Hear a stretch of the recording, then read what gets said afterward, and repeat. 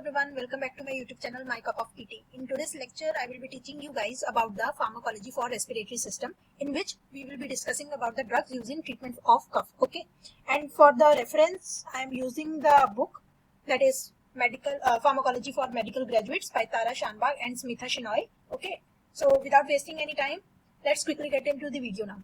So drugs used in treatment of cough. Before knowing the drugs, you should know what is cough. Okay, so cough is a protective reflex.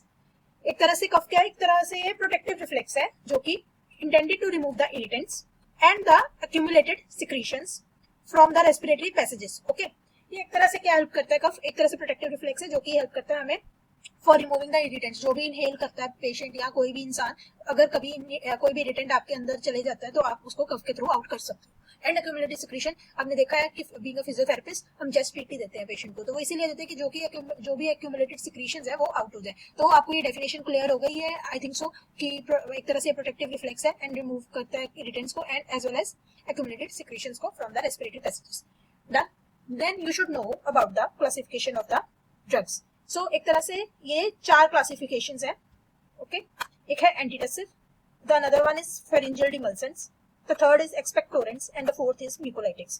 Okay, तो मैं आपको कुछ इसमें technique बताऊंगी कि जिससे आपको जो इजी वे है ड्रग के नेम लर्न करने का. ओके, सो एंटीटसिव जो है ना वो है डायरेक्टली कफ सेंटर सप्रेसेंट, मतलब कि कफ सेंटर जो हमारा मेडुला ऑब्लोगेंटा में लोकेटेड है ये डायरेक्टली उस पे काम करता है. ये कैटेगरी के जो ड्रग्स है. ओके, तो इसमें आपको 2 ड्रग्स तो पता होने ही चाहिए, जैसे कि कोडीन एंड फोलकोडीन. तो आप इसको कैसे लर्न कर सकते हो? With the word codeine. एक कोडीन है और दूसरा फोलकोडीन है.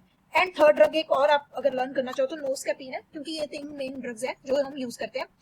And also you can learn about the antihistamine because ये इजी है तो ये याद आप रख सकते हो. ओके, तो ये हो गया एंटीटसिव जो कि कफ सेंटर सप्रेसेंट है, डायरेक्टली कफ सेंटर पे काम करते हैं ये ड्रग्स. सेकंड है फेरिंजियल डिमल्सेंट्स. इसमें क्या है कि लिकोराइस है और लोजेंजिस और ये लिकोराइस जो होते हैं ना ये एक तरह से सूदिंग इफेक्ट देते हैं, पेशेंट इनको सक करता है, एक तरह से कैंडी की तरह होते हैं जैसे कि स्ट्रेप्सिल्स हो गया. ठीक है, आगे है एक्सपेक्टोरेंट्स. अब एक्सपेक्टोरेंट्स जो है उसमें आप क्या कर सकते हो, उसमें आप sodium and potassium citrate learn कर सकते हो एंड द पोटेशियम आयोडाइड, क्योंकि सोडियम पोटेशियम आपने लर्न किया ही है कि सोडियम पोटेशियम सिट्रेट और उसी से ही आपको पोटेशियम आयोडाइड भी लर्न करने में इजी है.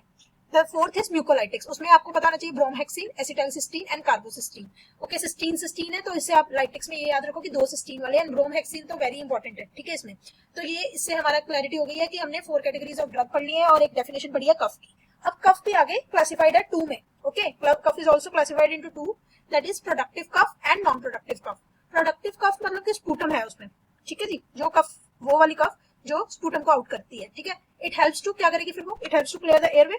Okay, and the suppression of productive cough can be harmful. क्यों harmful? Because it can cause you infection. अगर आप प्रोडक्टिव कफ को बाहर नहीं निकालोगे या फिर कह लो कि आप एयरवेज नहीं क्लियर करोगे तो it can lead to infections. Okay, and the treatment में क्या है कि डॉक्टर कॉम्बिनेशनल देते हैं बिकॉज उनको एंटीबायोटिक से क्या हटाना है, इन्फेक्शन. ओके, एंटीबायोटिक से इन्फेक्शन हटाना है उनको, एंड कफ और एक्सपेक्टोरेंट्स और म्यूकोलाइटिक्स फॉर कफ देते हैं कि जो इन्फेक्शन कॉज हुई है उस पे भी काम करना है और कफ पे भी करना है. सो सेकंड कैटेगरी अब आते हैं जल्दी से, नॉन प्रोडक्टिव कफ. और जो नॉन प्रोडक्टिव है वो एक तरह से ड्राई कफ है तो उसको सप्रेस करना is very important. Okay, now हमने जो भी अभी तक कैटेगरीज पढ़ी हैं, एंटीटसिव, फेरिंजियल डिमल्सेंट्स, एक्सपेक्टोरेंट्स, म्यूकोलाइटिक्स, इन सबको इंडिविजुअली अब देखेंगे कि कोडीन कैसे काम करता है, फोलकोडीन कैसे काम करता है. Okay, so let's quickly get into the that topic. Okay, now just wait, let me exit this drawing. Okay, या नाउ एंटीटसिव्स जो है ना वो एक तरह से क्या करते हैं, they inhibit the cough reflex by suppressing the cough centre in the medulla. तो अभी हमने ऊपर क्या पढ़ा कि ये कैटेगरी जो है एंटीटसिव ड्रग्स की, इसका नाम ही है कफ सेंटर सप्रेसेंट. सो ये डायरेक्टली कफ सेंटर को सप्रेस करते हैं ताकि मतलब कि ये सेंट्रली कह लो काम करते हैं. ओके, तो ये कफ रिफ्लेक्स पे काम करेंगे जिससे क्या करेंगे, ये सप्रेस करेंगे cough centre in the medulla. They are used for symptomatic treatment of dry and unproductive cough. ठीक है, ड्राई और अनप्रोडक्टिव कफ में ये बेसिकली यूज होते हैं और ये अवॉइड हमें करने हैं in children below the age of 1 year. Okay, ये 3 चीजें हैं उन्होंने ओवरऑल बताई हैं. ठीक है, ये आपको पता होनी चाहिए. फिर उसके बाद इंडिविजुअली अब कोडीन है, फोलकोडीन है. Okay, we will discuss about that now. Codeine क्या है कि it has a cough suppressant effect. तो एंटीटसिव कैटेगरी में आ रहा है तो ऑब्वियसली इसका एक इफेक्ट है जो भी कफ सेंटर सप्रेसेंट इफेक्ट है. अब अगर वो सीएनएस पे काम कर रहा है तो ये क्या कॉज करेगा, माइल्ड सीएनएस डिप्रेशन कॉज करेगा जिससे पेशेंट को ड्राउजीनेस आ सकती है. ओके, और ये कॉन्स्टिपेशन भी करता है कॉज, क्योंकि ये क्या करता है, ये डिक्रीज करता है इंटेस्टाइनल मूवमेंट्स. ठीक है, जो कि आगे फर्दर कॉज करती हैं अगर इंटेस्टाइनल मूवमेंट्स, मतलब कि वो ही डिक्रीज हो गई है तो ऑब्वियसली कॉन्स्टिपेशन होने के चांसेस तो बढ़ेंगे ही ना। ओके तो डी है कि should be avoided in children and asthmatics. हमने आगे भी पढ़ा कि बिलो 1 ईयर के चिल्ड्रन में ये नहीं देना, तो it should be avoided in the children as well as the asthmatics. और कोडीन का जो रूट ऑफ एडमिनिस्ट्रेशन है कि कैसे दी जाती है वो है orally and has mild analgesic, analgesic मतलब पेन पे, and less addiction liability than morphine. कहते हैं कि इसका जो है माइल्ड एनाल्जेसिक इफेक्ट है, मतलब पेन पे ये काम करता है, and it is less addiction, it has less addiction liability than the morphine. Okay तो ये आपको अभी इससे क्लैरिटी मिल गई कि कोडीन कैसे काम करता है। एक तो एंटीटसिव है तो उसका इफेक्ट है अपना कफ सेंटर सप्रेसेंट पे, और उसके बाद वो कॉज करता है सीएनएस डिप्रेशन। मतलब आप इसको ऐसे लर्न कर सकते हो कि देखो कोई रट्टा लगाने की जरूरत नहीं है इसमें आपको पता है वो कैटेगरी वो है तो कफ सेंटर सप्रेसेंट इफेक्ट देगा ही, फिर बाद में वही चीज आगे क्या करेगी, सीएनएस पे काम कर रहा है डिप्रेशन, सीएनएस डिप्रेशन कॉज करेगी, और सीएनएस डिप्रेशन क्या करेगा पेशेंट में, ड्राउजीनेस कॉज करेगा। ऐसे ही कफ जो अपना कॉन्स्टिपेशन है by decreasing the intestinal movements, अगर इंटेस्टाइनल मूवमेंट डिक्रीज हुई तो कॉन्स्टिपेशन हुई। और आगे हमने पढ़ाई है कि अस्थमेटिक्स और चिल्ड्रन में अवॉइड करना है। और इसका रूट ऑफ एडमिनिस्ट्रेशन आपको पता होना चाहिए, जिसके साथ साथ आपको ये भी बताना चाहिए कि इसका इफेक्ट क्या है, मतलब कि फार्माकोलॉजिकल इफेक्ट क्या है इसका, तो वो एनाल्जेसिक इफेक्ट है और ये लेस एडिक्शन लाइबिलिटी है इसकी मॉर्फिन से। Done with the codeine. Now quickly get to the pholcodine. Pholcodine क्या है? फोलकोडीन एक तरह से ये भी इसका एंटीटसिव एक्शन जो है कहते हैं कि सिमिलर है, किसकी तरह से है, कोडीन की तरह से ही, और इट हैज नो एनाल्जेसिक। इसमें जो मेन बात ये है कि ये just wait,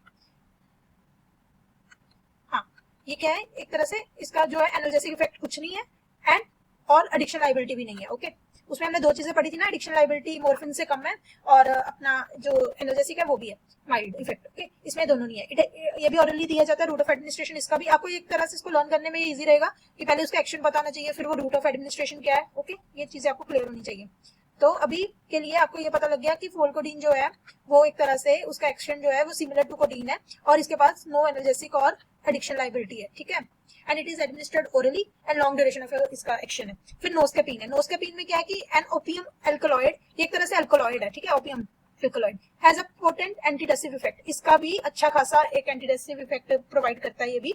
it is useful in the spasmodic cough. अब ये एक तरह से ना स्पास्म, जो स्पास्मोडिक कफ है उसमें ये यूज होता है। इसमें आपको ये मेन याद रखना होगा कि जो नोस्केपीन है तो स्पास्मोडिक कफ में यूज होता है। तो इसके बाद it has no analgesic effect, does not cause constipation, addiction और सीएनएस डिप्रेशन। इसके कुछ प्लसेस हैं जो कि बहुत ही अच्छी है कि ये एक तरह से कोई एडिक्शन नहीं है करता, ना ही ये कॉन्स्टिपेशन कॉज करता है, ना ही सीएनएस डिप्रेशन कॉज करता है। Okay and the side effects are इसके कुछ फिर वही प्रोज एंड कॉन्स ही हैं। तो side effects are nausea, headache, bronchospasm can occur in asthmatic patient. तो हमने अभी तक एंटीटसिव में 3 कैटेगरीज पढ़ ली हैं, जिसमें से आपको मेन सब पता होना चाहिए कि कोडीन का क्या है, फोलकोडीन का, क्योंकि कोडीन और फोलकोडीन कुछ हद तक सिमिलर है, बट हाँ कुछ जो पॉइंट्स है जैसे कि वो एनाल्जेसिक था, जो कोडीन है वो एनाल्जेसिक था बट ये नहीं है, और इसकी एडिक्शन लाइबिलिटी भी कुछ नहीं है, जबकि उसकी जो थी लेस देन मॉर्फिन थी, ठीक है, ये चीजें आपको याद होनी चाहिए। और नोस्केपीन तो है ही अलग से, वो तो ओपियम एल्कलॉइड है, उसका एक तरह से आपको पता नहीं चाहिए स्पास्मोडिक कफ में यूज होता है, और उसका ये जो है कि नो एनाल्जेसिक इफेक्ट, उसका कोई पेन पे काम नहीं है, does not cause constipation, addiction और सीएनएस डिप्रेशन,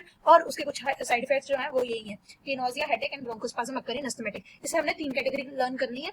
उसके बाद हम जाएंगे अभी आगे further anti. So now let's discuss about the another antihistamines. Okay so antihistamines में आपको बेसिकली ये बताना चाहिए कि they are useful in cough due to their sedative, anti-allergic and anticholinergic actions. Okay, they produce a symptomatic relief in cold and cough. Antihistamines आपको पता ही है allergic जो होते हैं उसमें है, तो उससे आप याद रखो कि symptomatic relief देंगे ये cold cough associated allergic conditions of respiratory tract में।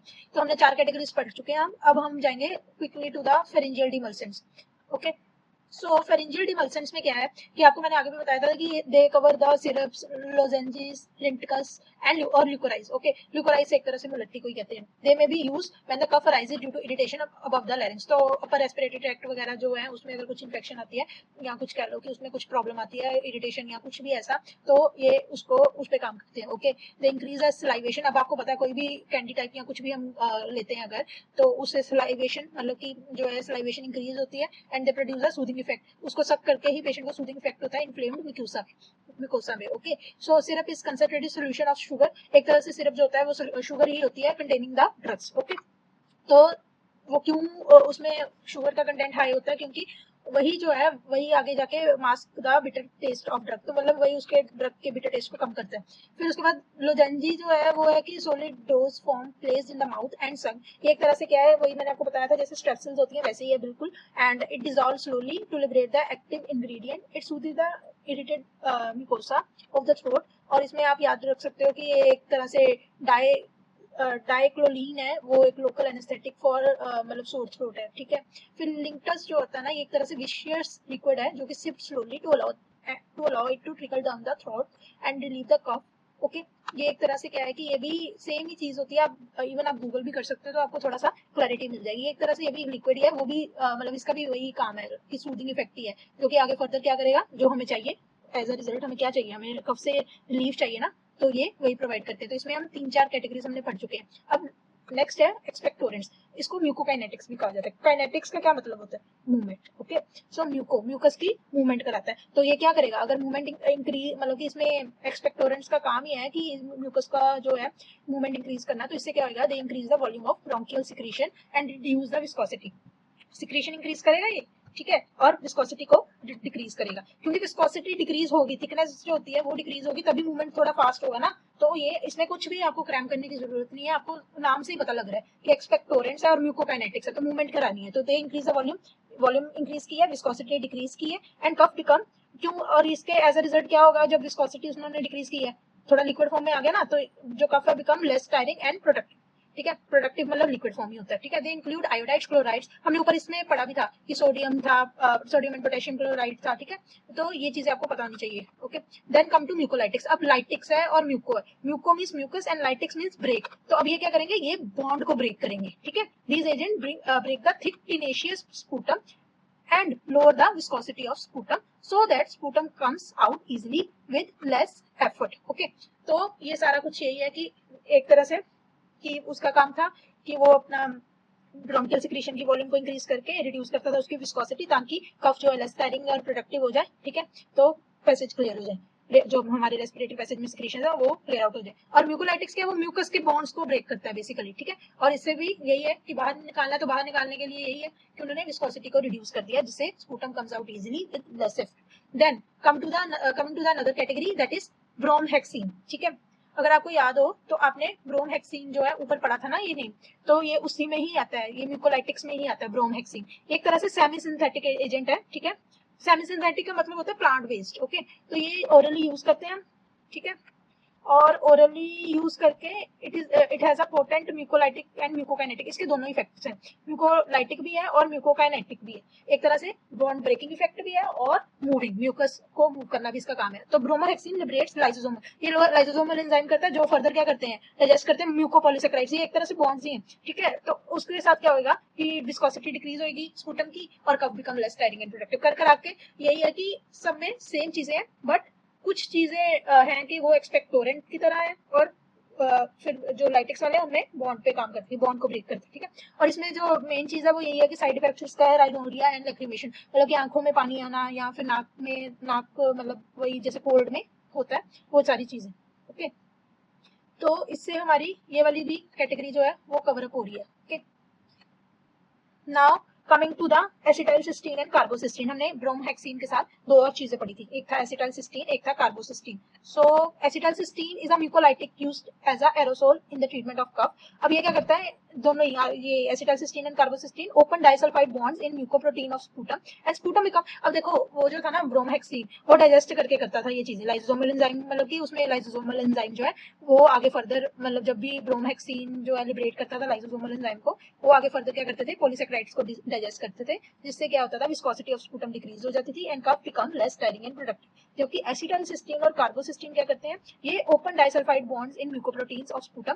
अब ये बॉन्ड्स पे काम करते हैं बेसिकली, ठीक है। उसमें दोनों का बताया था ना उसने कि म्यूकोलाइटिक भी है और म्यूकोकाइनेटिक इफेक्ट भी है, इसमें सिर्फ लाइटिक इफेक्ट है एसिटाइलसिस्टीन और उसको। तो वो बॉन्ड पे काम करेंगे, open the disulphide bond in mucoprotein of sputum and sputum become less thin and less viscid and cough become less tiring and productive. तो इसमें आपको बेसिकली ये याद रखना है कि ब्रोमहेक्सिन जो है वो लाइसोसोमल एंजाइम के थ्रू अपना काम करवाता है, और जो एसिटाइलसिस्टीन है वो directly open the disulphide bond in the mucoprotein of the sputum, ठीक है। और वैसे भी ये तो पता लग ही रहा है कि ब्रोमहेक्सिन के दोनों थे इफेक्ट्स, अपना ये जो म्यूकोलाइटिक भी और म्यूकोकाइनेटिक भी। जबकि एसिटाइलसिस्टीन और कार्बोसिस्टीन का एक ही है कि वो एक तरह से म्यूकोलाइटिक एजेंट ही यूज होता है, और इसके साइड इफेक्ट उसमें था राइनोरिया एंड लैक्रिमेशन, इसमें नॉजिया, वॉमिटिंग एंड ब्रोंकोस्पाज्म। और कार्बोसिस्टीन का कुछ अलग से भी इन्होंने बताया कि एडमिनिस्ट्रेड ओरली है, कि इसका रूट ऑफ एडमिनिस्टर है वो ओरली है, एंड इट में cause gastric irritation, hence should be avoided in patient with the peptic ulcer. और इससे हमारा कफ के जो ड्रग्स हैं वो कवर अप हो गए हैं। आपको जो भी मैंने चीजें बताई हैं आप उससे इसको लर्न कर सकते हो। Thank you for watching the video and do subscribe my channel for the further videos. Okay, thank you.